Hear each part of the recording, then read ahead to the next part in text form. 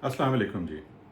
आज मैं एक और बहुत ही दिलचस्प किताब पे आपसे बात करूंगा जिसका नाम है सिटीज़ ऑफ सॉल्ट, या अरबी में जिसको कहते हैं मदनुल मिल्ह। और ये एक मशहूर किताब है, मुतनाज़ किताब है।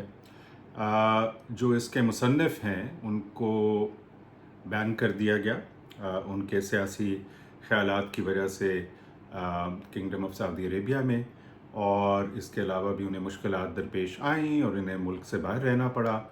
और ये एक नावल ऐसा है जो इसके एक 5 नावलों की सीरीज़ का पहला नावल है, एक क्विंटेट है जिसका ये पहला नावल है। और इसके बारे में बहुत से मशाहीर जो दानिश्वर हैं, लिखने वाले, जैसे कि एडवर्ड सईद और ग्राहम ग्रीन, उन्होंने इसकी बहुत तारीफ़ की। अच्छा, अब तर्जुमा एक इंतहाई मुश्किल फ़न है, और मुझे कहना पड़ेगा कि इससे पहले मैंने जो कुछ अरब क्लासिक्स जो हैं और मॉडर्न क्लासिक्स जो हैं उनका तर्जुमा पढ़ा, वो हमेशा इतना अच्छा नहीं होता। मसलन नगीब महफूज़ के कई तर्जुमे जो थे मुझे, उनमें वो चाशनी, वो रवानी नज़र नहीं आई। लेकिन मुझे ये जो तर्जुमा है इस किताब का, जो कि पीटर थोरो ने किया है, वो मेरे ख़्याल में एक बहुत ही अच्छा तर्जुमा है। उसमें बहुत ज़्यादा बहाव है, रवानी है, और उसके अंदर जो असल ज़ुबान की शायरी है, जो उसका उसका उसका एक सोज़ है, वो लगता है कि उन्होंने उसको काफ़ी हद तक अपनी गिरफ्त में ले आए। और अरबी ज़ुबान ज़ाहिर एक बड़ी खूबसूरत ज़ुबान है और अपनी शायरी के लिए मशहूर है। और अंदाज़ा होता है कि जिस तरह से ये किताब लिखी है अब्दुर्रहमान मुनीफ़ साहब ने, उसके अंदर ये बहुत ज़्यादा एक शायरानापन जो है ज़ुबान के अंदर नज़र आता है। अच्छा, अब्दुर्रहमान मुनीफ़ साहब जो थे, उनकी पीएचडी जो थी वो पेट्रोलियम इकनॉमिक्स में थी। सो उन्होंने इस इंडस्ट्री को, इस सनत को बहुत गौर से देखा, और उनकी बुनियादी तनकीद ही ये थी मशरिक़ वस्ता की रियासतों के बारे में कि जो पैसा मिला है उसका सही इस्तेमाल नहीं हुआ, और जिस तरह से हमें आगे तरक्की करना चाहिए, जो लोगों के लिए बेहतरीन तरक्की है, वो नहीं हो पा रही। इसी की वजह से उन्हें तनकीद का सामना करना पड़ा इन हुकूमतों की जानिब से, और ये मुख्तलिफ़ किस्म के जो बैन थे उनका भी सामना करना पड़ा। अच्छा, इस नावल को पेट्रोफिक्शन भी कहा गया है, चूँकि ये पेट्रोलियम की दरियाफ़्त या तेल की दरियाफ़्त किसी मुल्क में होने के बाद जो वहाँ चीज़ें दरपेश होती हैं लोगों को, और जो माशरे में तब्दीलियाँ आती हैं, उसके बारे में। और ये इस्तिलाह जो है, ये हमारे सामने लेके आए अमिताभ घोष, जो कि हमें पता है कि बड़े मारूफ हिंदुस्तानी नॉवलिस्ट हैं, और पिछले कुछ चंद सालों से वो बहुत ज़्यादा उनका जो ध्यान है वो माहौलियात पे लिखने पे और इसके बारे में आगाही पैदा करने के बारे में है। अच्छा, अब इसका जो मूड है और जिस तरह से ये फ़्लो करता है, 627 सफ़े का ज़ख़ीम नावल है, वो बिल्कुल मुझे ऐसे कई दफ़ा एहसास हुआ जैसे किसी सहरा में कोई जो काफ़िला है वो आहिस्ता आहिस्ता चलता चला जा रहा है, अपनी ही एक रफ्तार और अपने ही एक तरीके से। अब कुछ लोगों को लगता है कि इतना लंबा जो नावल है और वो भी स्लो पेस्ड, उनको वो पसंद ना आए या उनकी तबीयत के मुताबिक ना हो। मुझे तो बहुत ज़्यादा भाया, और उसकी एक वजह ये भी है कि ये नावल बुनियादी तौर पे बता रहा है तब्दीली, और तब्दीली कई दफ़ा अचानक होती है, और इसमें कुछ वाक़यात ऐसे हैं जो तब्दीली के अचानक होने की निशानदेही करते हैं। लेकिन जब एक माशरा और एक पूरी पॉलिटिकल इकॉनमी तब्दील होना शुरू हो जाए, तो वो आहिस्ता आहिस्ता रफ्ता रफ्ता होती है। फिर इन्होंने बहुत से छोटे छोटे वाक़यात को जोड़ के और बहुत से किरदारों के इर्तिका को सामने ला के हमें उस तब्दीली के अमल को दिखाया, जो मेरे ख़्याल में बहुत कामयाबी से उन्होंने किया। अब ये जो जगह है, ये पर्शियन गल्फ़, ख़लीज फ़ारस और ये मशरिक़ वस्ता का जो एरिया है, जो ख़ित्ता है, उसी में वाक़े है। लेकिन इसका नाम उन्होंने नहीं बताया, लेकिन आप क़यास आराई कर सकते हैं कि इनमें से किस रियासत के बारे में ये बात हो रही है। ये एक से ज़्यादा के बारे में हो रही है, और ये बुनियादी तौर पे 2 सकाफ़तों के तसादुम की कहानी है। तो उस लिहाज से जो एक थीम्स है इसके अंदर, वो उससे कुछ बहुत ज़्यादा मुख्तलिफ नहीं है। कल्चरल इनकाउंटर की और तहम्मात की और एलियनेशन की और खौफ की और अजनबियत की, जो हमें चिनुआ अचेबे के मशहूर नावल थिंग्स फॉल अपार्ट में भी नज़र आती है। सो वो जो अफ्रीका का तजर्बा है, अब यहाँ पे वो खलीजी रियासतों का जो ख़ित्ता है उसके अंदर उस तजर्बे की बात कर रहे हैं। उस लिहाज से बड़ा मुनफरिद नावल है। एडवर्ड सईद ने भी कहा कि इस नौइयत का कोई नावल अरबी में नहीं लिखा गया। अब जैसे जैसे कहानी आगे चलती है, तो जो बाहर से आने वाले लोग हैं वो ज़मीन के ऊपर कब्ज़ा जमाते हैं, और ये लोग बड़े मुख्तलिफ हैं अपने तर्ज़ अमल में, अपनी गुफ्तगू के अंदाज से, जिससे मुकामी लोगों में ये तासुर भी पैदा होता है कि शायद वो उन्हें तमस्खुर से देखते हैं और उसकी वजह से भी एक मनफियत पैदा होती है। फिर जो तमाम उस इलाके की एक लिहाज से अपनी पॉलिटिकल इकॉनमी के ऊपर जो एक अमल दखल जो था वो भी आहिस्ता आहिस्ता कम होता जाता है, चूँकि ये ताकत आके अपने आप को मुस्तहकम कर रही है।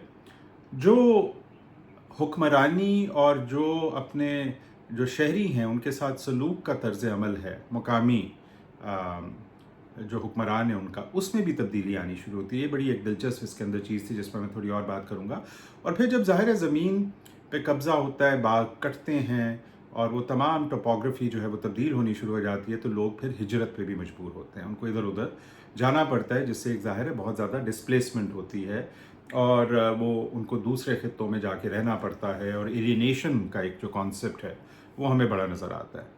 अब बहुत से यहाँ पे दिलचस्प किरदार हैं जिनसे ये भी पता चलता है कि जब माशरे में इस तरह की तब्दीली आती है, जब उलट पुलट हो जाती हैं चीज़ें, तलट पलट हो जाती हैं चीज़ें, तो बहुत से नए किरदार भी आते हैं। उनमें से कई गासिब भी होते हैं, उनमें से कई ऐसे भी हैं जो बुनियादी तौर पे चालाकी से उस मौके का फ़ायदा उठाते हैं, मौका परस्त होते हैं, मौका अंदेश होते हैं और इस्तेहसाल करते हैं, और उसके अंदर अंदर कई दफ़ा बेहतर लोग भी दूसरी जगहों से आके बसते हैं। तो वो सारी जो तब्दीली है उसका भी उन्होंने अहाता यहाँ पे किया है। जब मादियत एक माशरे में आती है, जब पैसा अहम हो जाता है और पैसा कमाना अहम हो जाता है, तो उससे क्या तब्दीली आती है समाजी रवैयों में, समाजी ताल्लुकात में, जो वहाँ पे एक कम्युनिटी है उसके आपस के जो मेल जोल है और उसके आपस के जो अक़दार हैं उनमें क्या फ़र्क आता है, वो एक बड़ी अहम बात है यहाँ पे। और एक जो ट्राइबल यानी कि कबायली तरीक़ाकार था कि किस तरह कबीला एक है और जो अमीर है वो हालांकि उनका अमीर है लेकिन फिर भी वो जवाबदेह है, उसे आसानी तक दस्तरस है, वो भी किस तरह तब्दील होता है और किस तरह कवानीन आते हैं और किस तरह पुलिस और जबर का इस्तेमाल जो है वो पहले से ज़्यादा हो जाता है। सो ये तमाम चीज़ें ज़ाहिर है उन्होंने इसके अंदर बात की है, चूँकि जिस तब्दीली की वो बात कर रहे हैं। अच्छा, फिर एक और चीज़ मशरक़ और मगरिब की जो कल्चर की एक्सट्रीम फॉर्म्स हैं या उनकी वो चीज़ें जो कि जिन आपस में मुमासलत नहीं रखती, उससे क्या फ़र्क पड़ता है, किस तरह से आपका अपना कल्चर जो है वो एक दूसरे सकाफ़त के गलबे की वजह से या उसके आने की वजह से मुतासर होता है। और टेक्नोलॉजी हमें पता है कि किस तरह से उसने इंसानी तारीख़ में हमेशा कुछ कौमों को दूसरी कौमों को महकूम करने के लिए वो कारआमद हुई, जहाँ इंसान की ज़िंदगी बहुत बेहतर हुई और बहुत मुस्बत बातें भी हुई, लेकिन ये भी किस तरह से माशरे को बदल देती है। दिल के लिए मौत, मशीनों की हुकूमत, जैसा कि इकबाल कहते हैं। अच्छा, अब ये जो कहानी है ये एक इडलिक ओएसिस, एक तरह का नखलिस्तान बड़ा खूबसूरत है जिसका नाम है वादी उल उयून। वहाँ के जो रहने वाले हैं और उनमें से भी कुछ वो जो कि पहाड़ के ऊपर रहते हैं जिनकी ज़िंदगी और भी सादा है, ये इंतहाई आज़ादी पसंद, आज़ाद ख़याल लोग, इंतहाई मेहमान नवाज़, बहुत ही सादा ज़िंदगी गुजारने वाले, ये वो लोग हैं जो इस तब्दीली को पहली दफ़ा महसूस करते हैं कि ये गैर मुल्की लोग अपनी अजीबोगरीब मशीनें, अपनी अजीबोगरीब हरकत, अपने अजीबोगरीब बर्ताव को लेके इनके ख़ित्ते में आना शुरू हुए हैं। और इनमें से जो एक बहुत ही यादगार किरदार है वो है मितबल हत्थाल का किरदार, जो कि एक पैट्रियार्क है और एक ख़ानदान का सरबराह है, जो सबसे पहले बहुत खुलेआम ये कहना शुरू करता है कि ये लोग क्या चाहते हैं। उनको पता ही नहीं चलता ये क्या ढूंढ रहे हैं अपनी मशीनों से ज़मीन में, उन्हें कोई अंदाज़ा नहीं कि यहाँ तेल है, तेल की तलाश है, कोई उनको बता भी नहीं रहा। जो उनके ऊपर हुक्मरान बैठे हुए हैं उनकी बातचीत हुई है लोगों से और वो आपस में ये मामला आगे लेके जा रहे हैं। और फिर इब्न राशिद या इब्न रशीद नुमा बहुत से लोग हैं यहाँ पे जो इस मामले का मौका परस्त लोग हैं, मामले का पूरा फ़ायदा उठाते हैं, लोगों को कहते हैं कि इनका आना यहाँ अच्छा है, एक तरह से वो उनके एजेंट बन जाते हैं। आप जहाँ भी देखें नौआबादियाती ताकतें या दूसरी ताकतें आई हैं, हमेशा उनके लोकल एजेंट्स हुए थे। और इब्न रशीद भी इसी तरह का एक किरदार है। और वो फिर बहुत से बाद में जाके लोकल जो बेडुइन या बद्दू लड़के थे जिनके पास कोई कामकाज नहीं था या जिनकी ज़मीनें ले ली गई और उनको कुछ मुआवजा दे के फ़ारिग कर दिया गया और जो अब खाना बदोश बन चुके हैं, उनको घेर घेर के वो इनके काम में लगाता है बतौर मज़दूर। सो यहाँ पे दो तबके आपके सामने आना शुरू हो जाते हैं, वो जो कि मदाफ़ियत कर रहे हैं, सवाल पूछ रहे हैं, और वो जो पहले से ही इस काम में शामिल हो चुके हैं। अच्छा, जैसे जैसे कहानी बढ़ती है ये खित्ता तो बिल्कुल अपनी शक्ल तब्दील इसकी हो जाती है, और आपको ये भी इस किताब से पता चलता है कि किस तरह जोग्राफियाई खतूत जो है किसी इलाके के बिल्कुल तब्दील हो जाते हैं जब कोई और ताकत बाहर से आती है। और फिर एक शहर है हरान, जो कि एक छोटी सी आबादी है समुंदर के किनारे, किस तरह से वो बढ़ता है, चूँकि अब जहाज़ वहाँ पे आने शुरू होंगे और वहीं से जो पाइपलाइन बिछनी है वो शुरू होगी, और जो रियासत हाय मुत्तहिदा अमेरिका के जो लोग हैं, कॉन्ट्रैक्टर हैं, दूसरे लोग हैं, वो वहाँ आके अपनी बस्ती बसाएंगे और बेतहाशा यहाँ से जो अरब हैं उनको ले जाके काम पे लगाया जाएगा। सो फिर बहुत सी कहानी हरान, वहाँ पे रहने वाले लेबर तबका, उसके ख़यालात, उसकी उदासी, उसका घर को मिस करना, उसका इस्तेहसाल, उनका इलाका और जो बाहर से आने वालों के इलाके के अंदर एक बड़ा तज़ाद रहने के लिहाज से भी और सरहद के लिहाज से भी उन दोनों का तकसीम होना, ये बड़ी थीम्स हैं इस नावल की। अच्छा, किरदार बड़े मजबूत हैं इसके अंदर, और बहुत से किरदार हैं। आहिस्ता आहिस्ता जैसे कहानी आगे जाती है तो हमें उनका पता चलता है।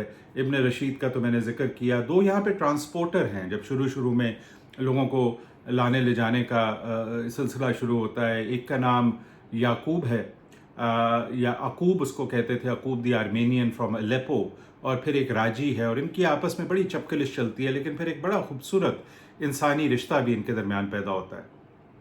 फिर एक मुकामी डॉक्टर है जो कि एक तरह से कोई इतना ख़ास डॉक्टर नहीं है, वो जड़ी बूटियाँ और दूसरी चीज़ें इस्तेमाल करके इलाज करता है लोगों का, लेकिन बिल्कुल वो पैसे की हिरस नहीं है उसको, और बड़ा खुला दिल है उसको, बड़ा वो हर चीज़ के बारे में खुल के बात करता है, जिसका नाम मुफद्दी अल जदान है। और ये बड़ा अहम किरदार है, चूँकि एक नया डॉक्टर जो कि यूरोपियन तर्ज का डॉक्टर है और मॉडर्न डॉक्टर है, सुबही अल महमिलजी, वो बाद में वहाँ आता है। इनकी चपकलिश जो है वो कहानी के लिए बहुत अहम है। फिर एक शुरू के हिस्से में उम्मे खुश के नाम से खातून है जो अपने बेटे का इंतज़ार कर रही है, जो एक काफ़िले के साथ गया, वापस नहीं आया।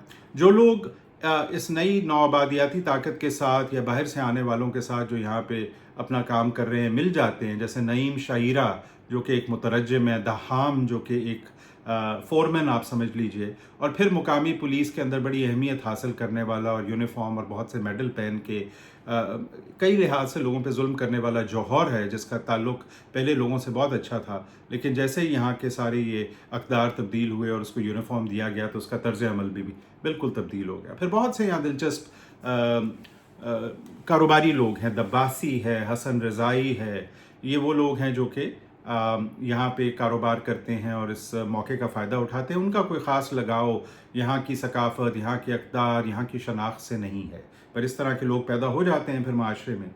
फिर मोहम्मद ईद द नीडल, कुछ यहाँ पे मजाक का पहलू भी है। ये नए वाले डॉक्टर का कंपाउंडर है और ये लोगों को सुइयाँ लगा के पैसे कमाने का माहिर है। खजना अल हसन जो कि एक बूढ़ी औरत है, इंतहाई बहादुर, वो भी औरतों की एक हीलर है।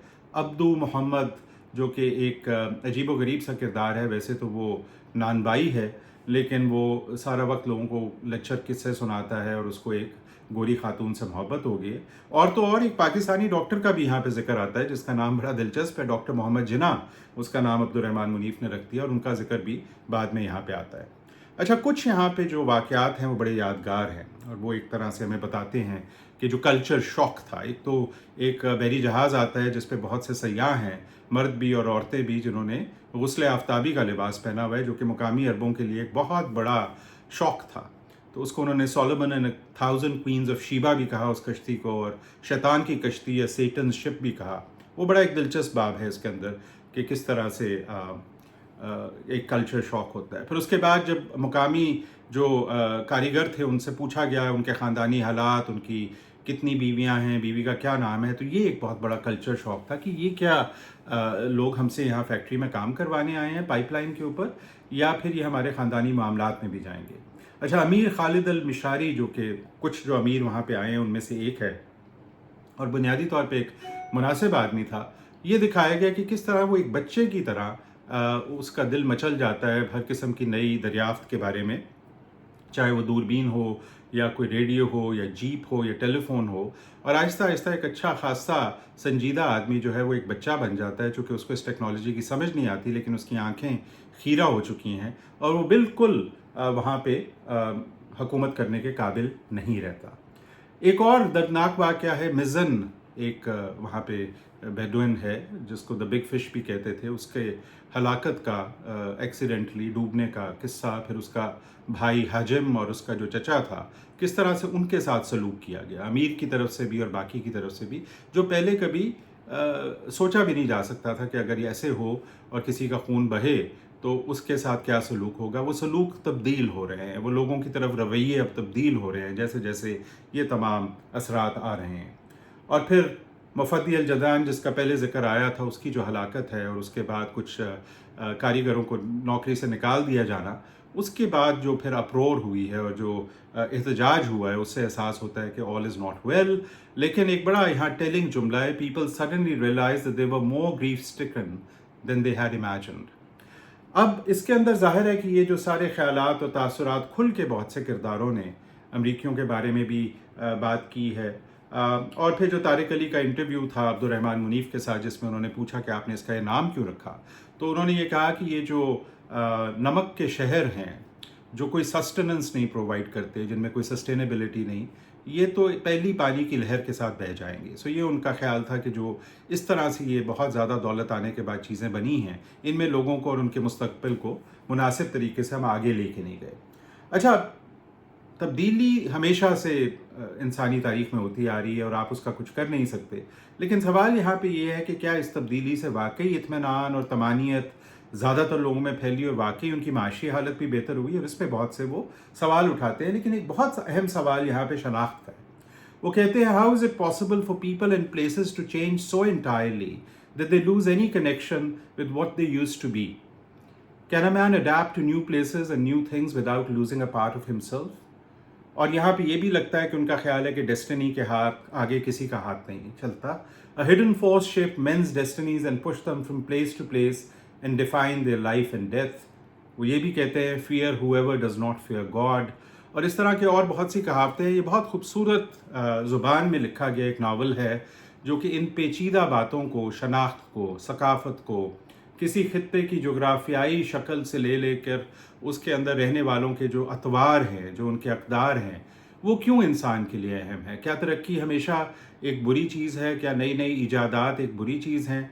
या जिस तरीके से उनको लाया गया, जिस तरीके से उनको कबूल किया गया, जो लोग आए और जिस तरह से उन्होंने इसका इस्तेमाल किया, इसमें एक अरब हरान और एक अमेरिकन हरान भी दो अलग-अलग बन जाते हैं। तो क्या हमेशा तब्दीली के साथ एक अपार्थाइड भी आती है, या ये वो ख़ास तब्दीली 18वीं 19वीं 20वीं सदी की जो मगरिब से हमारे ख़ित्ते में आई, उसके साथ आने वाली बीमारियाँ और बुराइयाँ और हर किस्म की आलाइशें हैं?